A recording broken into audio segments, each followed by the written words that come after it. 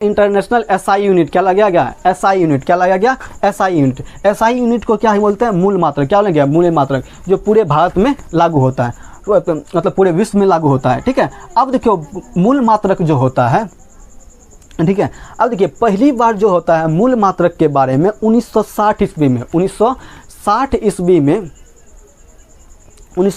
ईस्वी में और 11वीं मापतौल महासम्मेलन में इस बात को क्या किया गया, प्रचलन में लगा।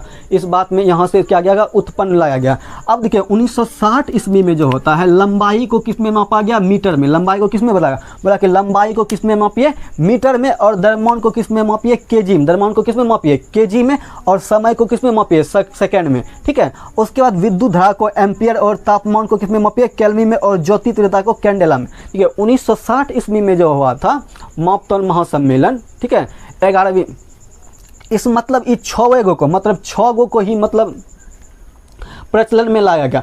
फिर उसके बाद 10 साल बाद 1960 में ये हुआ था, उसके बाद 10 साल 1970 में फिर 14वां मापतौल महासम्मेलन हुआ। उसमें एक नया जोड़ा गया, कौन सा, पदार्थ का परिमाण। क्या जोड़ा गया, पदार्थ का परिमाण। ठीक है, अब देखो पदार्थ के परिमाण को किस में मापते हैं, मॉल में। किस में मापते हैं, मॉल में। ठीक है, मॉल में। ठीक है, अब देखिए उसके साथ साथ 2 गो और मात्रक आया। किसका आया, संपूरक मात्रक। क्या आया, संपूरक मात्रक। ठीक है, संपूरक मात्रक को मापते हैं। देखिए संपूरक मात्रक में कितना है, समतल कोण। कितना है, समतल कोण को किस में मापते हैं, रेडियन में। किस में मापते हैं, रेडियन में। और घन को कोण को किस में मापते हैं, स्टेरेडियन में। किस में मापते हैं, स्टेरेडियन में। देखिए मूल मात्रकों की संख्या 1960 ईस्वी में जो था वो 6 थी, लेकिन अभी वर्तमान में जो है, ठीक है, 1970 के बाद जो होता है लागू हुआ है, वही मूल मात्रकों की संख्या कितना है, 7 है। कितना है, 7 है। अब देखिए मूल मात्रक से ही उत्पन्न होता है व्युत्पन्न मात्रक। क्या होता है,